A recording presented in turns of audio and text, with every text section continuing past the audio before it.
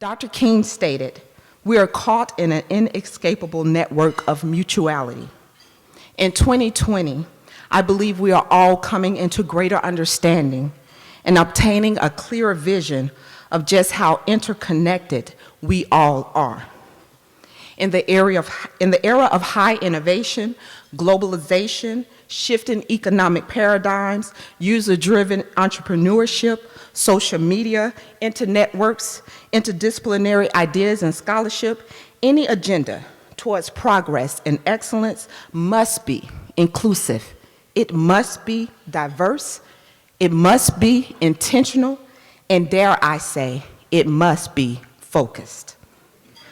Going forward, our most influential leaders will not only have to be well-skilled in teaching, in research, in critical thinking, in entrepreneurial innovation, and in scholarship, but they will also have to be well-skilled in D&I. So it was a no-brainer to have for our keynote speaker tonight, a man whose bio is filled with achievements that demonstrate he is that type of leader. Dr. Charles Isbell's leadership abilities within technology, science, computing, and higher education, particularly machine learning and artificial intelligence, has charted him into many pioneering roles. Isbell has published over 100 scientific papers, been awarded several prestigious fellowships, and upon returning to higher education in 2002 after working at AT&T Bell Labs, moved impactfully through academia, ultimately becoming the Dean of the College of Computing at Georgia Institute of Technology on July 1st of 2019. That's worth an applause, right? Thank you. In addition to his research work, Isbell has been an advocate for increasing access to and diversity in higher education. He was the pioneering architect behind Threads. He was the groundbreaking architect for Georgia Tech's online Master of Science in Computer Science program, and served as the founding executive director for Constellation Center for Equity in Computing, targeting high school computer science education. He is also a fellow product of the Atlanta Public School System. I think we have a few in the room. APS, oh, we 3, bless us, all right. He is also a fellow alumni of Georgia Tech. I think we have a few more of them in the room. Go Jackets.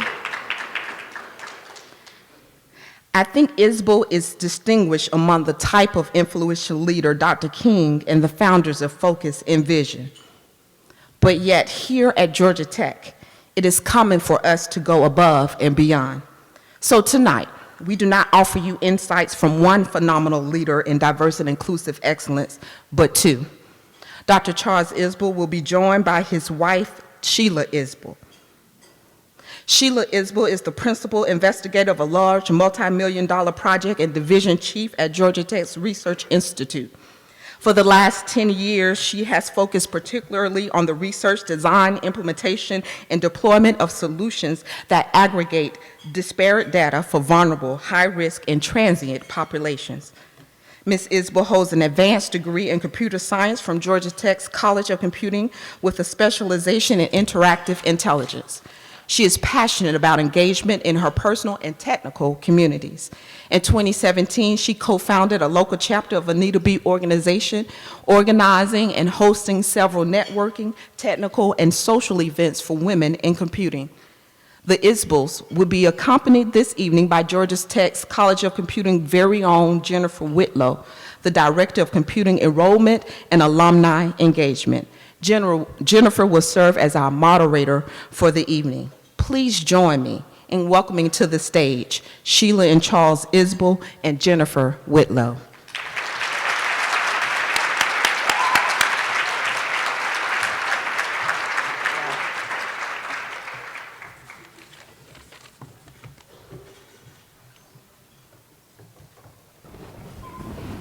All right. Well, good evening, everybody. Sorry, we've got like 8 mics between the three of us. So as Dr. Atwater said, we're going to be doing a fireside chat tonight.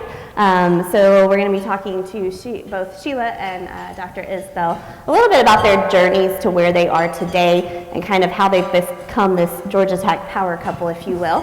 And I've been given the near impossible task of keeping us to 25 minutes so that we have plenty of time for questions from the audience. So hopefully through the questions that I ask them, we'll get a lot of information that's interesting to all of you, but also give you a chance to come up with some questions that you might like to ask at the end.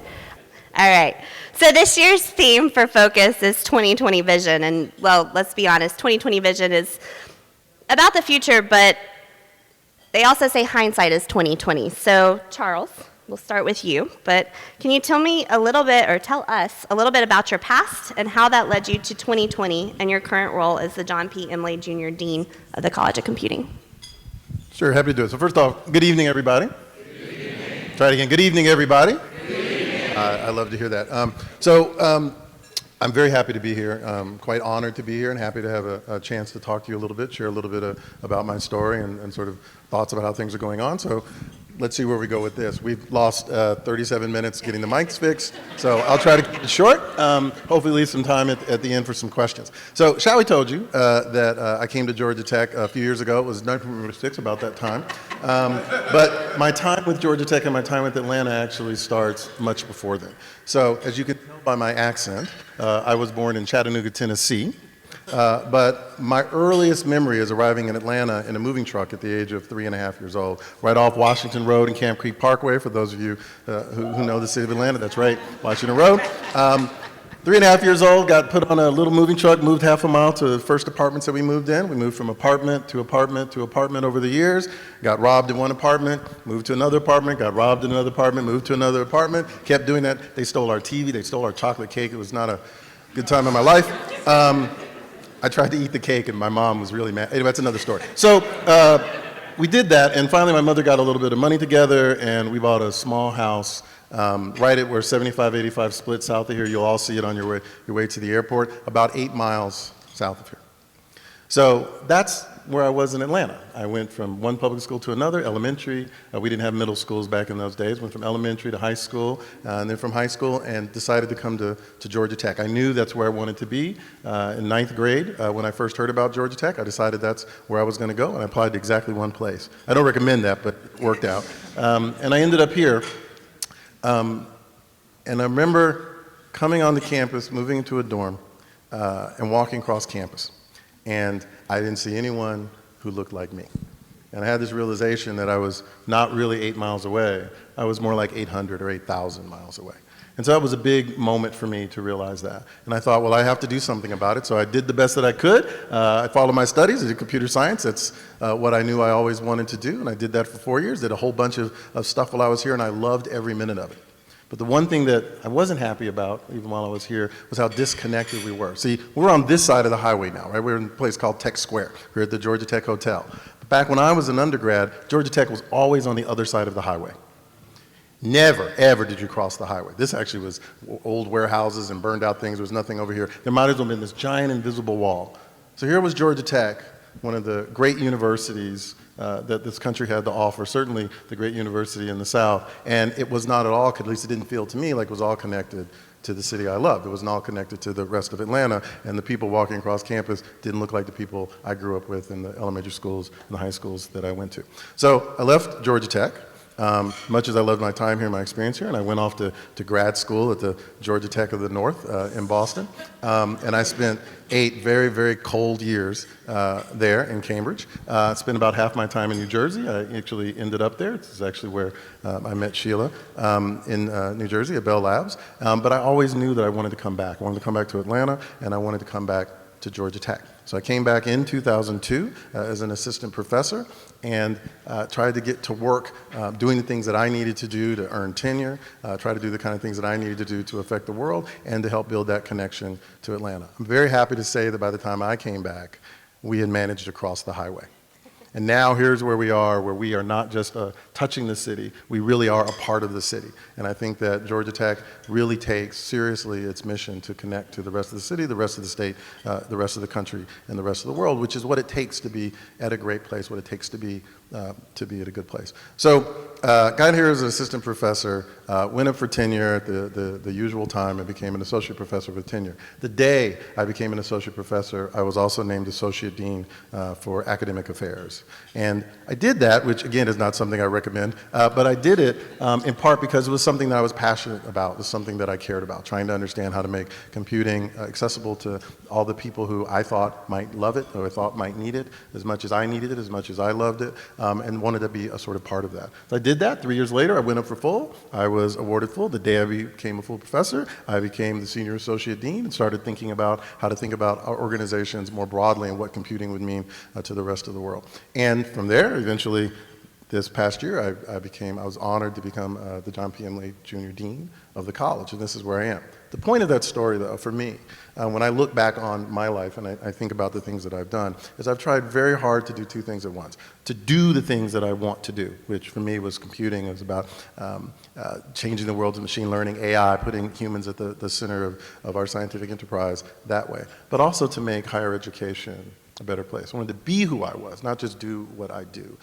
And I never wanted to separate those things out. That's why I was willing to do the things that were necessary to be an associate dean while being an associate professor. That's why I worked on education, and I worked on outreach, and I worked on enrollment and bringing people in and expanding the community, because what would be the point of doing well, making a little bit more money, writing my 101st paper, if that's all I was going to have to look back on. And so what I hope to do for the next decade and for the decade after that is to continue doing those things that interest me, do those things, but to try to be the person that I hope my mother wants me to be.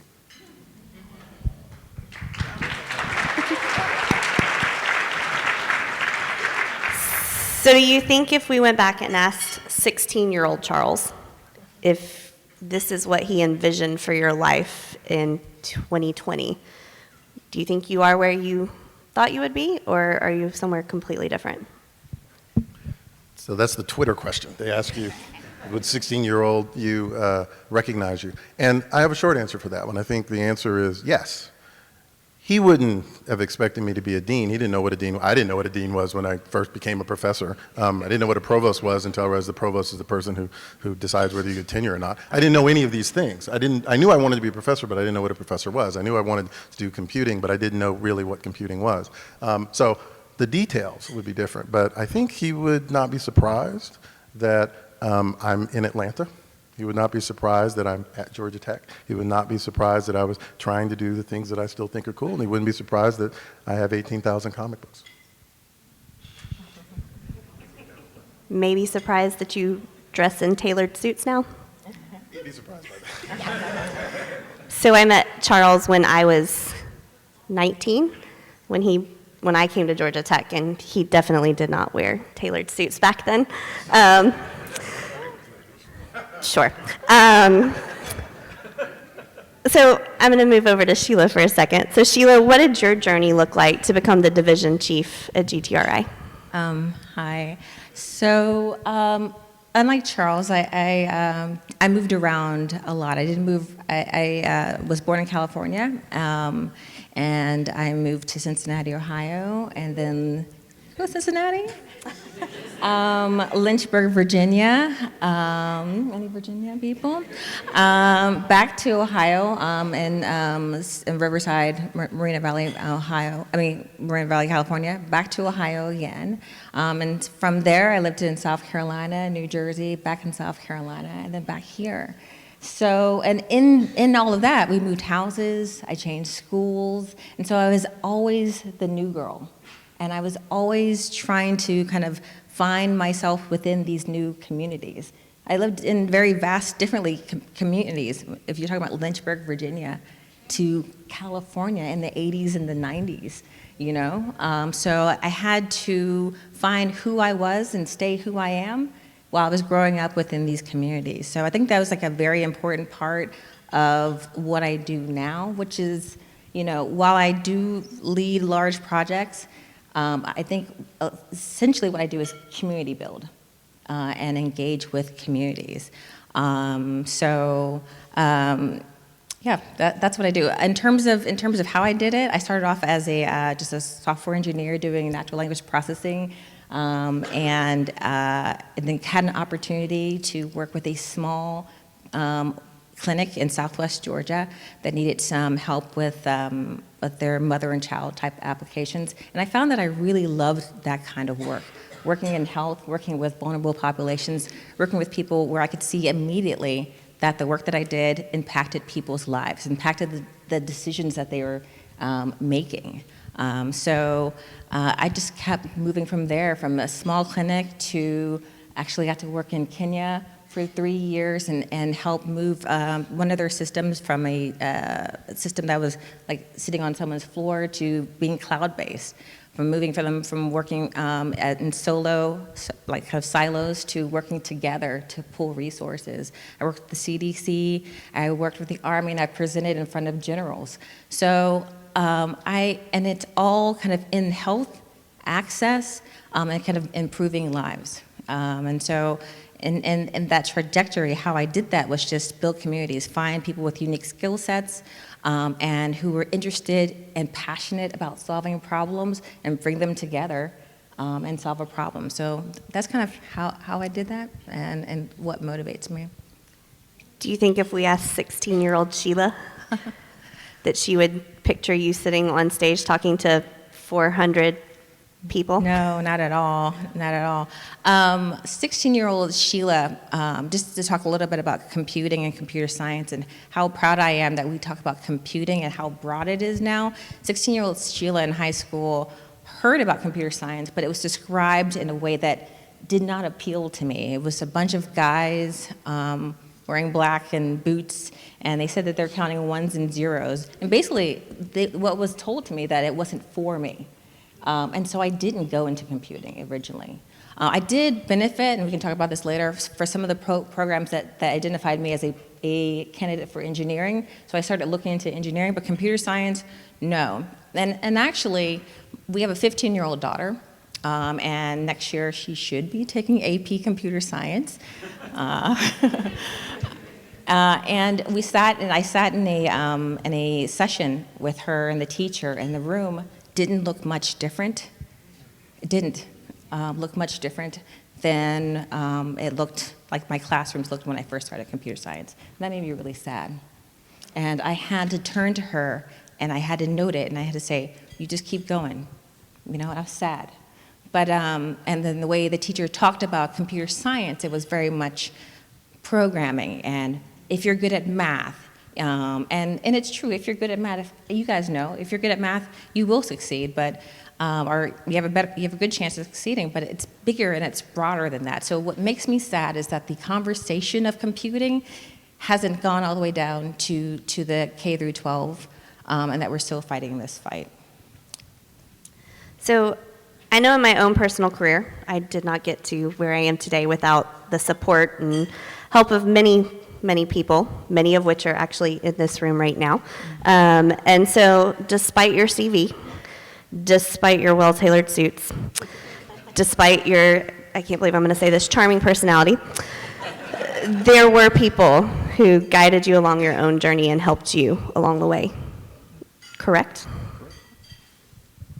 So that's actually really important. So when you do these kinds of things, you give these kind of talks, or even just as you walk through your life and people ask you how you get somewhere, it's very easy to talk about the things that you've accomplished, the things that you've done, and forgetting all the people that got you from here to there in the first place. I mean, you know, clearly, you know, none of this would have happened with Mom doing the things Mom did. But beyond that, there was the sixth grade teacher who decided that I was an interesting person and needed to do things that no one else was allowed to do in the school at the time. A seventh grade teacher who, with his own money, bought an advanced algebra book so that I could do math in eighth grade that you otherwise wouldn't, math in seventh grade that you otherwise wouldn't be able to do in school because those books weren't there. The people who have mentored me, both that I know about and the people who are behind the scenes decisions and recommending me for things, and I assume that there are even more people than I think of who've helped me to get from here to there. And it actually brings me to something really important, and I think it's actually really important for this audience. Take a moment to talk about this for a second. So this whole enterprise, this whole thing that we're doing right now is mentoring, right? You all know, you know what mentors are. You have mentors. This is all about mentorship. this is what this is. And mentorship is important. I mean, the question that I was just asked is really about mentorship, who has helped me to see the things that I want to do. But mentorship, while being important, is not actually the important thing. It's not actually what you should be thinking hard about this weekend. Mentors talk to you. Mentors listen to you. They are a shoulder to cry on. They might give you some advice. They're very important to sort of your happiness and to help you think through what you're going to do. But the truth is, if you step back far enough, you take the personalities out of it for a moment, mentors have no skin in the game. It doesn't matter whether you succeed or fail. Maybe it makes them feel good, it makes them feel bad, whatever, but their reputations are not on the line if they are mentoring you. What you really need to worry about are sponsors. There's a fundamental difference between mentorship and sponsorship. While mentors talk to you, sponsors talk about you. They put their reputations on the line. They say, this is a person I'm willing to write a letter of recommendation for. This is a person I'm willing to say to this professor, or a person I'm willing to say to this vice president, or willing to say to this person who's looking for someone. This is someone you should take a chance on. This is someone who can accomplish the things that you want to accomplish. And is willing to take the reputational hit if they're wrong. Which means that sponsors are typically ahead of you in the chain, somewhere in your community, whatever that means. They're people who know how to do things and can get things done. Now, a sponsor can be a mentor can be a sponsor, obviously. But that distinction really matters. And the reason I think it matters for here, and it certainly has mattered for me, is what the data tell us. Here's what the data tell us. Black and brown people, women, in general, have about twice as many mentors as their white male counterparts. They have half as many sponsors. Right? And it's the sponsorship that's going to matter. It's the people who are willing to take that risk and willing to put their reputations on the line. So the people who've helped me have mentored me greatly. They've made huge impact in my life, the way that I sort of see the world, the things that I think about, the things that I care about. But the sponsors have mattered just as much, in fact, more in some fundamental sense, in that they have been willing to take a chance. They've been willing to put me in a place and give me an opportunity, and give me the chance to succeed and the chance to fail, perhaps in a safe way. So while you're here and you're doing this mentorship thing, while you do more of these kind of programs, that's great, and you should do it because it's important. But it's just as important, it's more important, particularly for you, that you find the people who can be your sponsors, that you talk to them, and that you give them the opportunity to give you the opportunity that you need to succeed. So all of those people I mentored who were mentors were sponsors. They wrote me letters of recommendation. They put me in front of people. They took a risk that they were willing to do, and if they do it right, they put you in a place where you can truly succeed and honor the potential sacrifice that they're making. So Sheila, would that be true for your journey as well, or are there other things that have really impacted kind of how you've gotten? Yes, so I think it dovetails really nicely with what you said, Charles, about sponsorship. So I, again, care a lot about community, and I think one of the questions people ask is, how do you find a sponsor? You know, and so I think a really important way to find a sponsor is just to engage in your community, to show up, to be present. I actually think it's important to be somewhere kind of unexpected, or be somewhere where people, you know, like you aren't necessarily present. For instance, just one example, in California, I had run to represent the people in my grade. And that was with the board of teacher board. And so I had my parents drive me to this board meeting with a whole bunch of teachers and people from the county. And when I showed up, there were probably 2 students there. There were supposed to be a bunch of students, but there were 2 students, and I kept showing up. And I was basically the only student that kept showing up there. But I kept going, not because the meetings were exciting, but because it was an opportunity for the leaders at my school to know who I am, and also for me to represent and speak about what student life is. And so that's what I'm talking about, is being there. And that, of course, I had all sorts of opportunities because the people knew me and knew who I was and knew that I cared enough to spend my childhood free time with adults. One in particular amazing opportunity was that we had an opportunity to go to Pepperdine University and meet Rosa Parks. So I got some time. Who gets to say they met Rosa Parks? I got some time to drive up to Malibu, and meet her, have her shake my hand, have her sign a poster, and spend time with her just because I decided to go to a meeting and get known by some certain people. So when people are talking about talk to the people at your table, talk to the people at your table. When there's an opportunity to volunteer.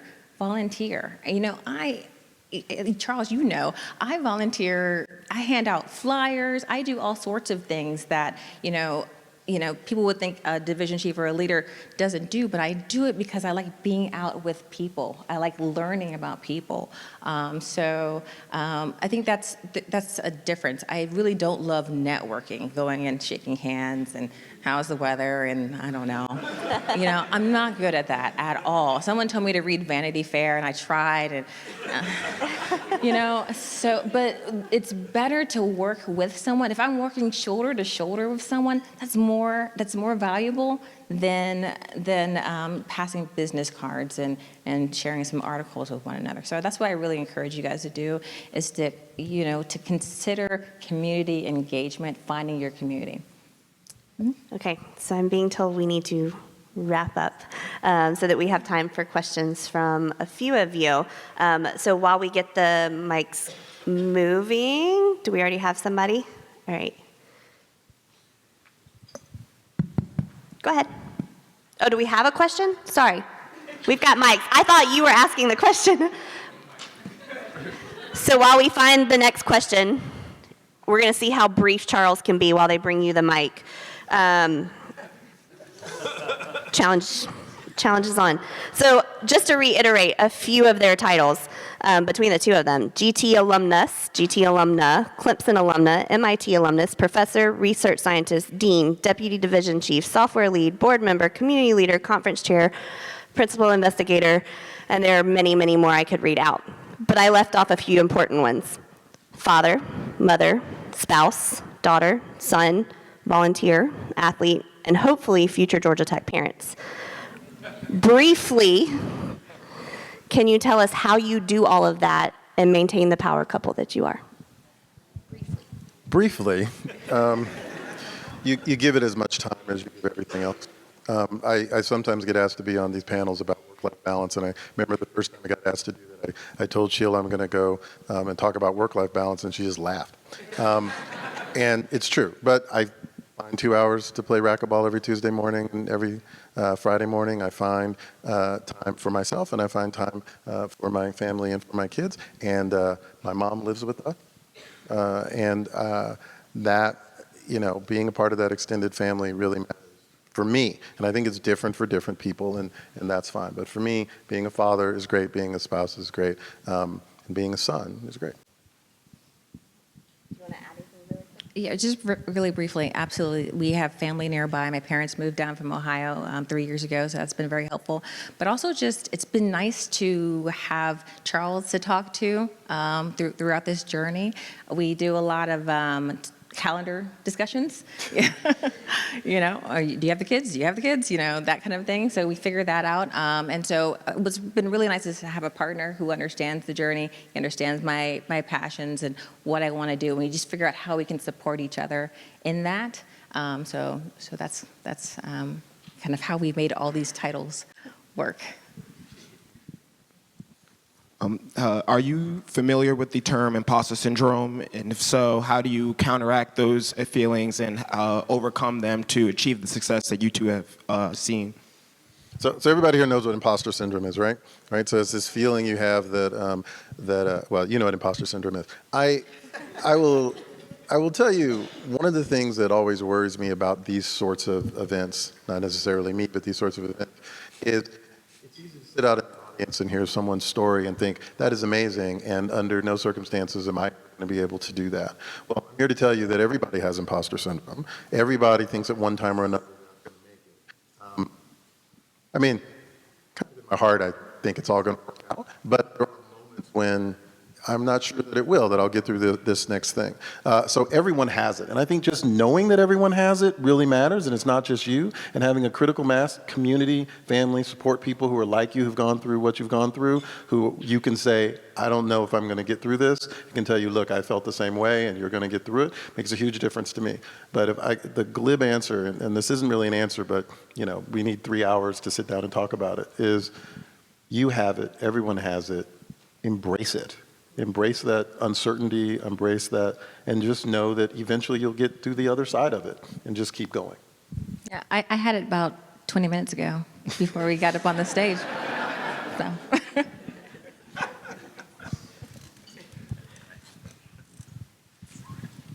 Okay, so thank you for sharing your stories and looking at the past. I'm kind of curious. Let's suppose that you're in a hallway and you're waiting for a colleague to come, and two people come by and they're pointing to a picture and it says esteemed research scientist, and your picture is there. And you just overhear them talking, and one is clearly sort of telling the other person about you. What would you like to hear from that person?